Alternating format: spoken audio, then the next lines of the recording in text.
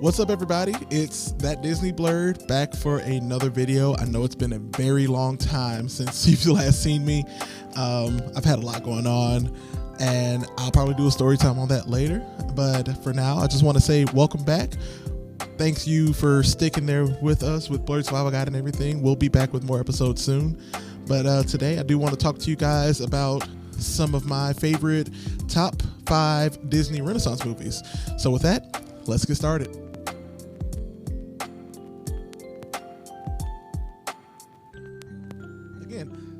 Apologies for such the long delay, but I am so thankful to be back. Thankful for the new setup that I have in my room now.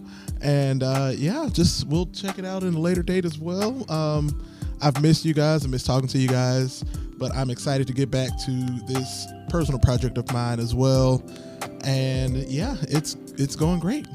But today we're going to be talking about the top 5 Disney Renaissance movies, in my opinion. And for those who don't know what the Disney Renaissance is, it's definitely a period of time from November 17th, 1989, all the way to June 18th, 1999, during which Walt Disney feature animation returned to producing critically and commercially successfully animated films. These were mostly musical adaptations of well-known stories similar to the films produced during the era of Walt Disney from the 30s to the 60s. And then the resurgence of these movies allowed Disney's animated Disney films to become a powerhouse of successes at the domestic and foreign box office, earning much greater profits than most of the Disney films of previous eras. In short, it's probably it's the most popular Disney movie era to date. I would have to say top 5 movies that not only I like, but a lot of people like, that I would say are The Lion King, Aladdin, Hercules, Hunchback of Notre Dame, and probably one that's not actually Renaissance, but it came out in that time period. I love it. It's probably one of the most culturally black movies that Disney's ever put out, aside from Princess and the Frog. It's a Goofy movie. So with that being said, let's go through these top 5 that I've curated and go from there. So starting with number 1, and these aren't in any particular order per se. It's probably just the order that I feel they should be in, more or less. And so first one, we're gonna start with The Lion King. Came out in 1994. Essentially, it's Hamlet with animals of the African Serengeti. Listed number 39 on the IMDb top 250 movies, and it has 4 Oscar nominations and 2 wins, with Best Original Song for Can You Feel the Love Tonight, and the Best Score by Hans Zimmer, who you've heard definitely in Lion King, a lot of WB movies.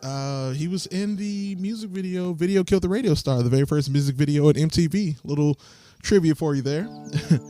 And some more trivia. The B team, quote unquote, of animators worked on this movie, The Lion King, while the A team worked on Pocahontas.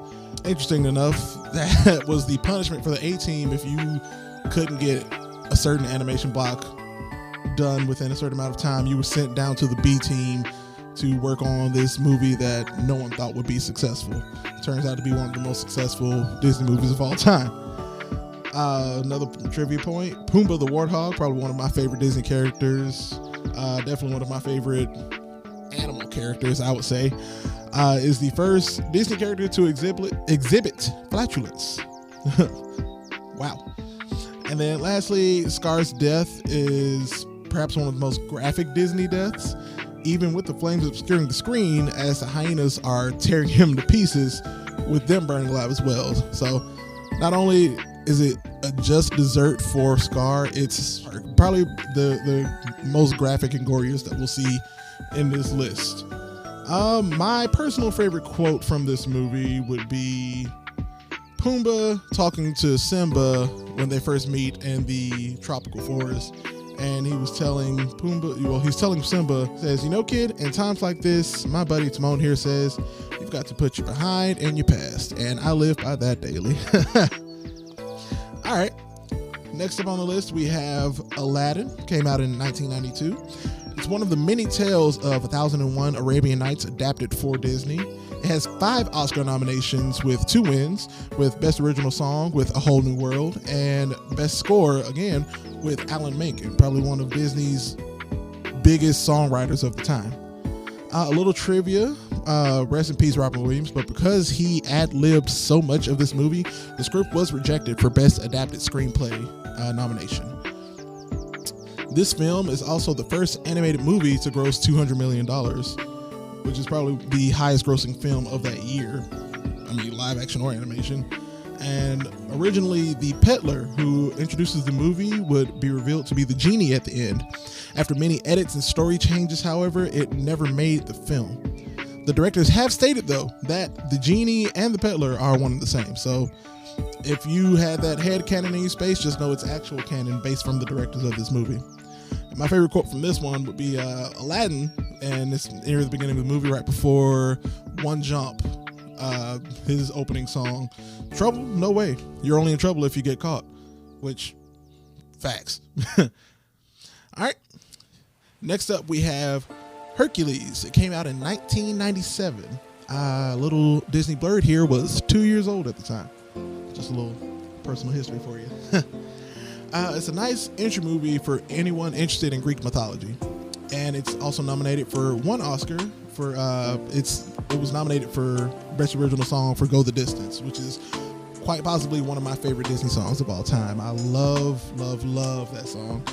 I listen to it more often than I probably should. I need to listen to it some more, actually. And some trivia for this movie: while the movie is about Greek myths, Hercules is actually his Roman name. Heracles would be more accurate, but probably, Disney, their marketing team, Heracles doesn't really roll off the tongue, I should say. Another trivia fact: the Spice Girls were originally approached to portray the Muses, but declined due to scheduling conflicts, which would have probably made for an entirely different movie, in my opinion.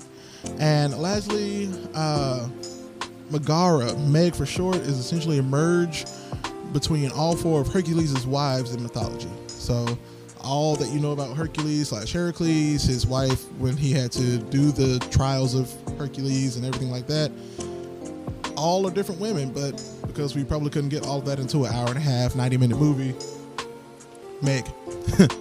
Meg.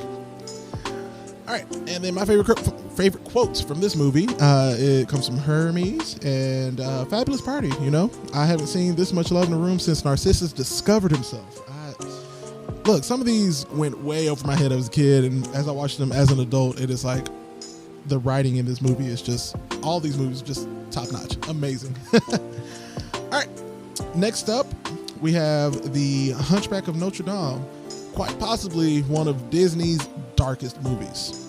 It is nominated for one Oscar, and that is its original score.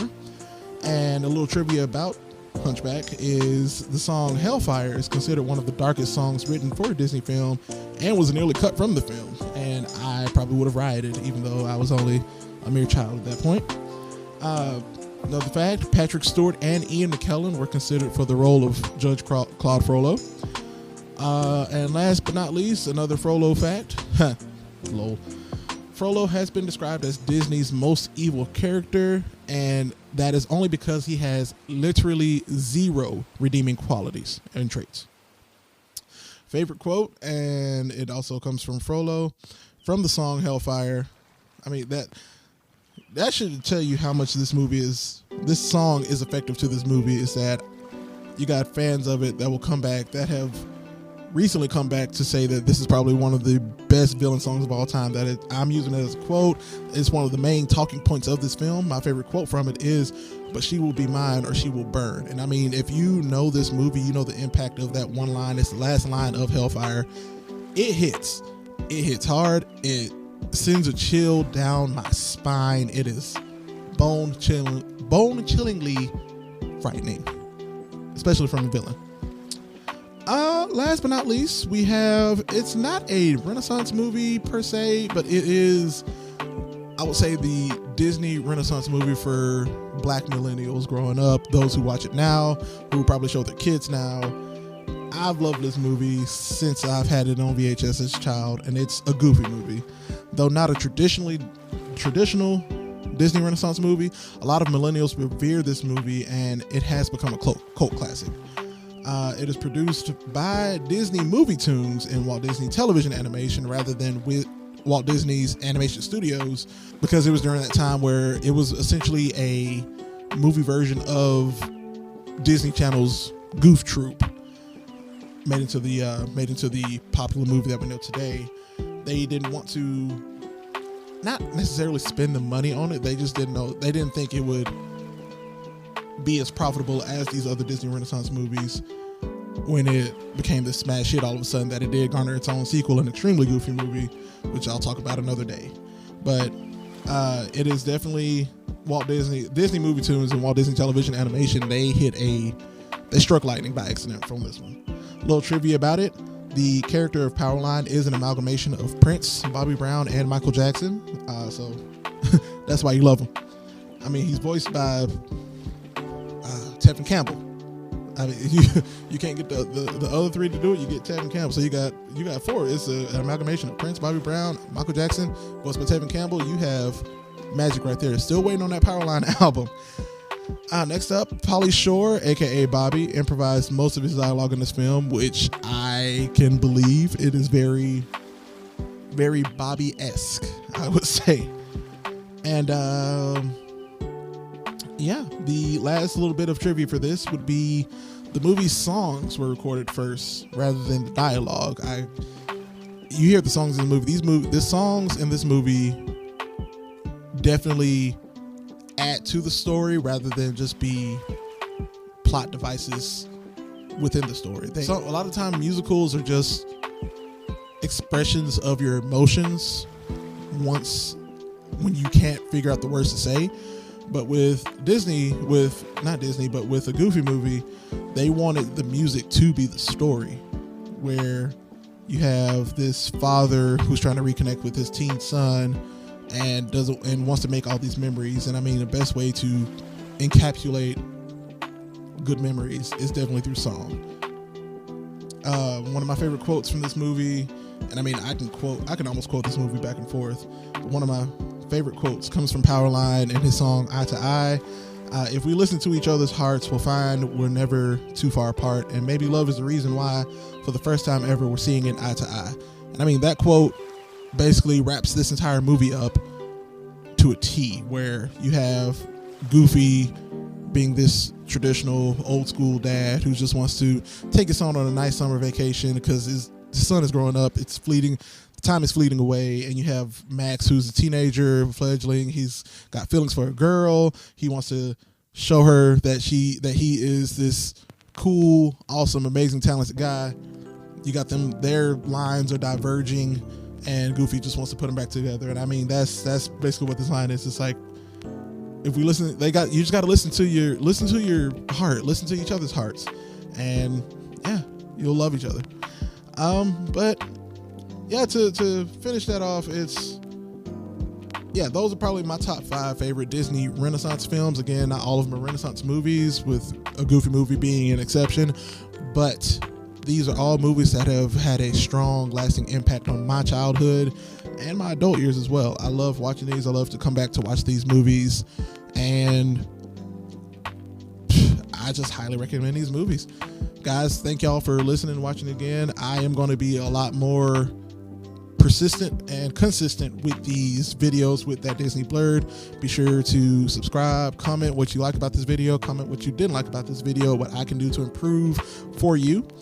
Again, thank you guys for listening. I'll see you guys next time.